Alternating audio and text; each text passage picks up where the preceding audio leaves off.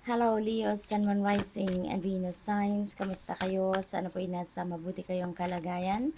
Welcome back po sa Star Tarot. Kung bago kayo rito, welcome din kayo. Thank you sa inyong support.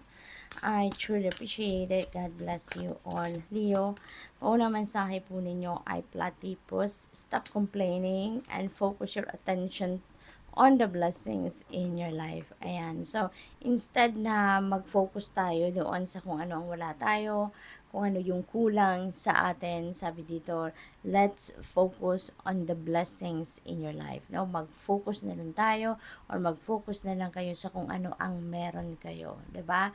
At saka yun ang anuhin natin, uh, yun ang paramihin natin, yun ang pagintihin natin, yun ang ayusin natin, yun ang improve natin. Rather than mag-isip na mag-isip tayo kung ano yung kulang at kung ano yung wala sa atin. No?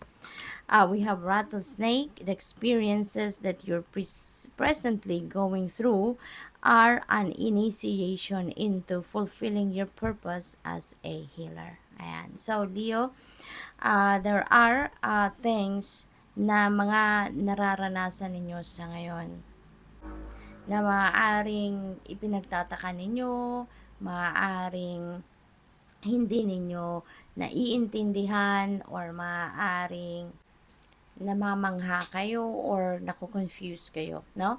Kasi may mga bagay, 'di ba? Pag nasa spiritual awakening tayo or nasa spiritual journey tayo, mga early stage, maraming mga bagay ang nangyayari sa atin na hindi talaga natin sometimes hindi natin nahahanapan ng rason, hindi natin nahahanapan ng dahilan, yung mga ganon. And then eventually, ma-realize natin na it is part, no? It is part of our spiritual journey. Kaya ganon na nangyayari.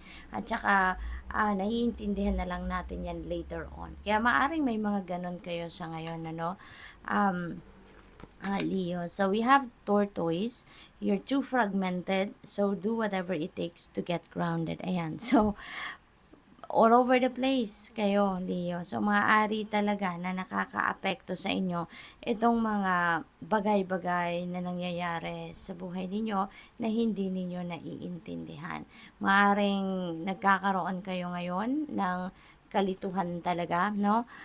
Leo, at maybe dahil yan dyan sa mga nangyayari sa inyo na hindi ninyo is a spiritual awakening journey ninyo, no? Kaya hindi ninyo naiintindihan, parang nalilito talaga kayo, parang hindi ninyo ma-figure out, no? Kung bakit sa akin 'to nangyayari? Bakit ito nangyayari, no? Yung ganun. So do whatever it takes to get grounded. So you really need to to ground yourself at mag-meditate po kayo, as much as possible. Do some kind of meditation kasi napakalaki ng naidudulot na ginhawa sa atin ng pagme-meditate. Napakalaki ng naitutulong sa atin ng pagme-meditate kasi parang ginaground talaga niyan automatically tayo. Pag nag-meditate tayo, nawawala lahat, no? Nawawala lahat yung pagka-confuse natin, yung ganoon, kasi nagkakaroon tayo lalo ng kalinawan sa isipan instead of gulo sa isip. Nakakalma tayo at parang nakiklear yung kung ano man ang confusion natin, ano? Kasi meditation also bring answers. May mga sitwasyon tayong pinagdadaanan na sobra tayong nalilito, sobrang bizarre para sa atin. Pero kapag nag-meditate ka, nalilinawan yun, nagkakaroon yun ng clarity. Kaya, if you have tried meditation, then try it again.